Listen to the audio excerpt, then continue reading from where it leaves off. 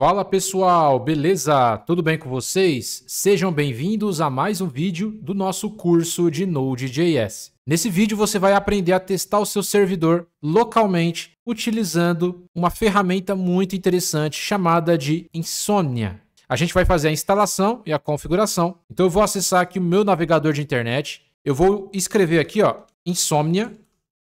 Você pode usar o Postman, você pode usar o Insomnia. Você pode usar qualquer outro software, ferramenta para você testar o seu back-end de forma local, utilizando aí método get, post, delete. Nesse caso, eu gosto bastante do Insomnia. Eu vou clicar aqui, download Insomnia. Você vai clicar aqui, download Insomnia for Windows. Ele vai reconhecer o seu sistema operacional. Vou clicar aqui para fazer o download.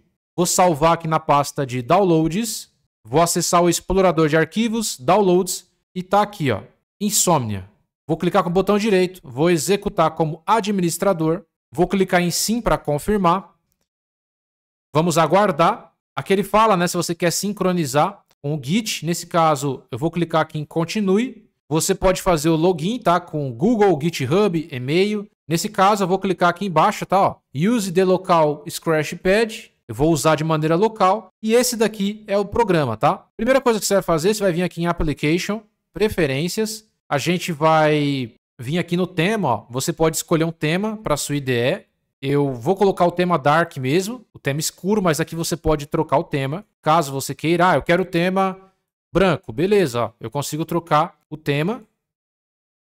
Então, a primeira coisa que você vai fazer é trocar o tema. A gente tem aqui, os atalhos, né, que você pode utilizar aqui no seu teclado. Você pode configurar proxy e aqui no geral você pode aumentar a fonte da IDE, né? Font size, por padrão vem 13, eu posso colocar, por exemplo, 18. A fonte da IDE aumenta. Nesse caso eu vou colocar aqui 16. Aumentei aqui a fonte da IDE. E aqui é a fonte do editor, né, do código que você escreve. Eu vou colocar aqui 18. Clicando aqui nesse botãozinho de mais, você pode criar uma nova pasta para organizar os seus projetos. Então, cada projeto que você está testando aí, você pode organizar em pastas diferentes. Então, vamos supor que você está testando uma API de CEP. Aí você cria uma pasta aqui, API de CEP. Aí você vai testar o get, post. Você vai testar a sua aplicação Node. No nosso caso aqui, meu primeiro servidor. Eu vou criar uma pasta, meu primeiro servidor, e lá dentro eu vou ter os HTTP request. Nesse caso, são as requisições HTTP, porque eu consigo testar as requisições tanto de forma local, que é o caso da nossa máquina aqui, quanto requisições online, de servidores que já estão hospedados. Eu vou criar aqui uma nova pasta,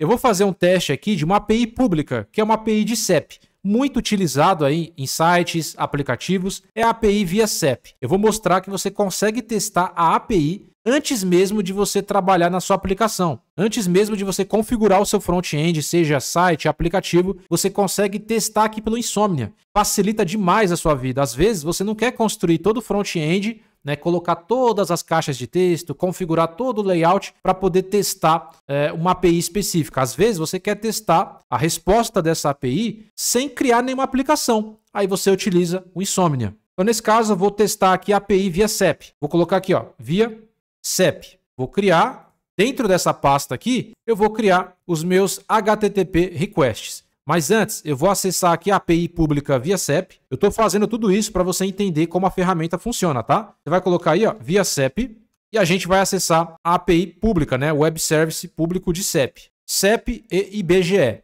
É gratuita essa API aqui. Vou clicar aqui. E tá aqui, Web Service gratuito de alto desempenho para consulta de código de endereçamento postal. Então a gente tem aqui uma API de CEP. Esse é o domínio da API, ou seja, é a URL de base, viacep.com.br. E aqui nós temos a rota. Tá vendo aqui, a rota WS. Através dessa rota, eu vou passar um parâmetro, que nesse caso é o CEP. Então eu tenho a rota e eu tenho o parâmetro. Aqui ele coloca um exemplo, né? Ele coloca esse CEP aqui, 0100 1000. E aí ele vai retornar para nós uma resposta em formato de JSON. Quando eu coloco o CEP aqui na rota, ele vai entregar para nós aqui uma resposta, né, um objeto JSON com esses campos aqui. Ele vai entregar o CEP, que nesse caso é o CEP que a gente digitou, o logradouro, né, então esse CEP aqui é referente à Praça da Sé, o complemento lá do ímpar, o bairro Sé, localidade São Paulo, ele entrega o estado, região, IBGE, GIA, DDD e CIAFAI. Então, toda vez que eu colocar um CEP diferente, ele vai entregar um resultado diferente. E esse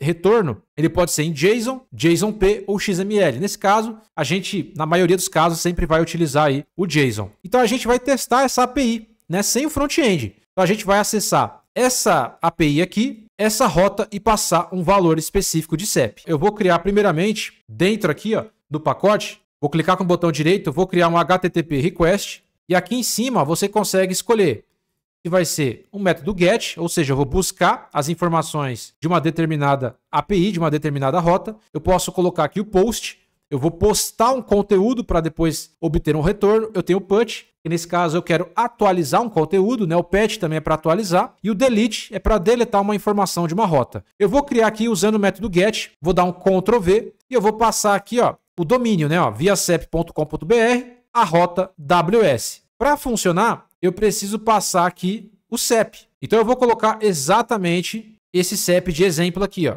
Vou colocar aqui.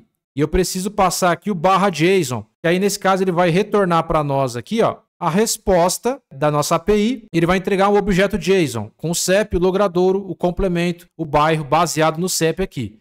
Beleza, já está aqui. Vou clicar aqui em Send.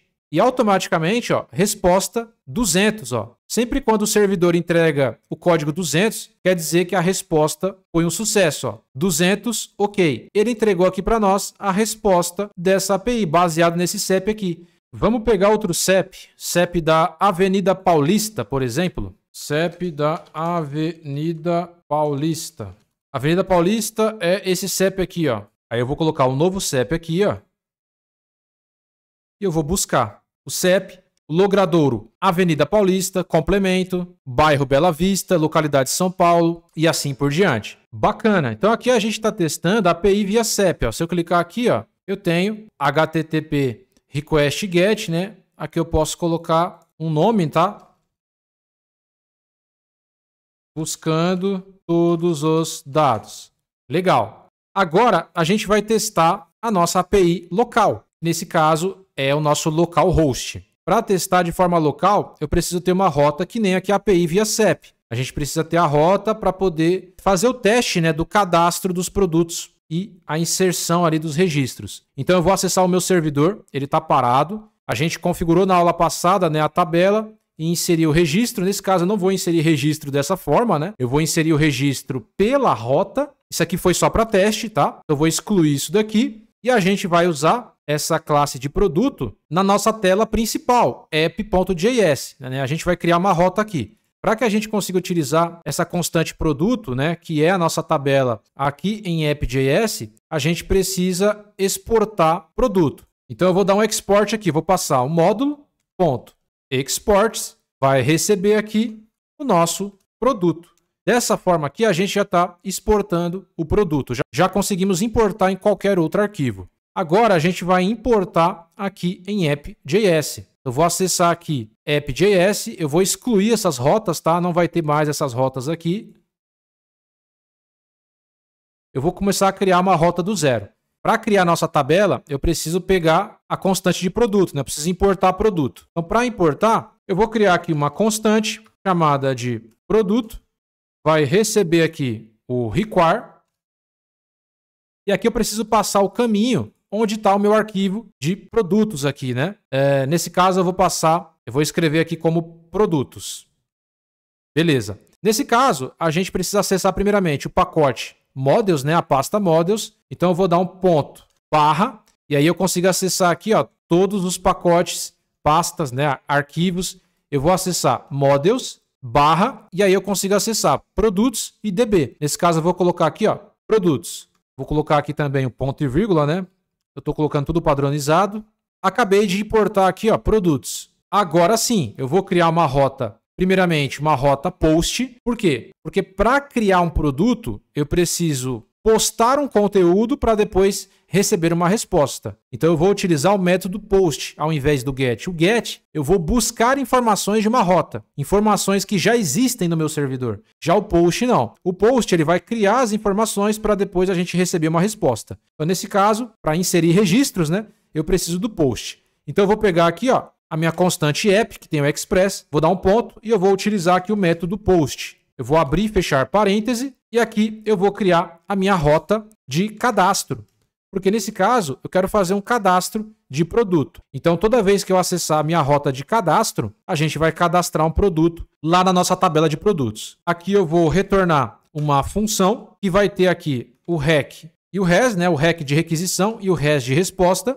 Eu vou abrir e fechar chaves. E aqui dentro eu vou passar produtos para poder criar com o Sequelize. Então, eu vou utilizar aqui, ó, produtos, ponto, e aí eu vou utilizar o mesmo método, que é o método create lá do Sequelize. Eu vou criar um registro lá dentro do meu banco de dados. A partir do momento que eu estou importando produtos, eu estou criando a tabela de produtos, né? Ele já vai forçar a criação da tabela e a gente agora está inserindo registros. Eu vou abrir e fechar chaves. Aqui eu vou colocar um ponto e vírgula, né? E aqui dentro eu vou passar os campos obrigatórios. Nesse caso, o nome. Aí o nome eu não vou passar um valor fixo, porque eu quero passar esses valores através do Insomnia. A gente vai testar de forma local, passando valores para essa rota e criando um produto lá no MySQL, lá no nosso banco de dados. Então, esses valores não podem ser fixos. Para pegar esses valores, eu vou precisar utilizar aqui o REQ. Eu vou pegar esses valores através da minha requisição, REQ, ponto, e eu vou utilizar aqui, ó, a propriedade body, ou seja, o body significa corpo. Eu vou pegar, né, através do corpo da minha requisição, eu vou pegar aqui, ó, o nome do produto. REQ.body.nome. O próximo vai ser o preço, né? Preço, dois pontos, REQ.body, né? Vou recuperar o corpo da requisição e eu vou passar aqui o preço. E o próximo é a descrição, REQ.body.descrição. Dessa forma aqui, a gente vai conseguir criar um produto, né, de forma dinâmica. E aqui a gente pode utilizar o then e o catch. Então aqui, no final, eu posso passar o método then e fazer uma validação. Então aqui eu vou passar uma função. E aqui dentro eu posso enviar uma resposta, utilizando aqui o RES. Então, caso seja um sucesso, eu vou enviar uma resposta para o meu front-end, utilizando aqui o RES. Então, res.send, eu vou enviar uma resposta aqui. Produto cadastrado com sucesso. Caso dê alguma falha, eu vou utilizar aqui o catch. Vou passar aqui uma função. E aqui eu vou retornar o erro. Eu vou abrir e fechar chaves. E aqui eu vou colocar o ponto e vírgula. E aqui eu vou enviar mais uma resposta. Erro ao cadastrar produto. E aqui eu vou concatenar um erro. Bacana. Então o que eu vou fazer? Eu vou rodar esse projeto. Então nodemon app.js. Meu servidor tem que estar rodando. Beleza, o meu servidor está rodando. Vamos acessar agora o Insomnia. Eu vou criar aqui uma nova pasta que vai ser o nosso projeto aqui, meu primeiro servidor. Vou criar. Dentro dessa pasta aqui, eu vou clicar com o botão direito, eu vou criar aqui um HTTP request. E nesse caso, a gente quer criar uma informação lá no banco de dados. Então, nesse caso, eu vou usar o método post, certo? Porque eu estou usando aqui o método post. E aqui eu preciso passar o servidor. Nesse caso, o nosso servidor, ele é local. Então, eu vou passar aqui, ó, local, host, dois pontos, a porta, né, 8081, barra, e a gente vai acessar a rota de cadastro. Lembrando que o servidor tem que estar rodando, tá? Senão o Insomnia não vai conseguir reconhecer. Eu vou acessar a rota de cadastro. E aí, a gente precisa enviar essas três informações aqui para criar o produto. Nome, preço e descrição. Então, eu vou acessar aqui, ó, o body, que é o corpo dessa resposta. Eu preciso primeiro enviar. Eu vou vir aqui, vou colocar aqui um JSON, porque nesse caso a gente vai passar no formato JSON. Eu vou abrir e fechar chaves aqui. Eu vou passar um objeto, né? E aqui dentro eu vou passar os campos. O nome, eu vou colocar aspas duplas. Nome, dois pontos, aspas duplas, né? E aqui eu vou passar o valor. Vou criar um produto aqui. Nesse caso vai ser um SSD de 1 TB. Vírgula. Vou passar aqui o preço. Preço, dois pontos. Vou passar um preço aqui, R$450. Eu vou passar a descrição. SSD, topo de linha. Sei lá, qualquer comentário aqui. Vou clicar aqui em Send. E olha o que aconteceu. Ele não conseguiu cadastrar esse produto. Aí você pensa, pô, Marcos, é porque você esqueceu de colocar a barra no final. Não, vou clicar aqui, ó, em Send. Ele continua dando erro. Ou seja, ele não conseguiu criar o produto. Mas por que que isso aconteceu? Então eu vou acessar aqui, ó, o Command Line Tool, 1, 2, 3, 4, 5, 6.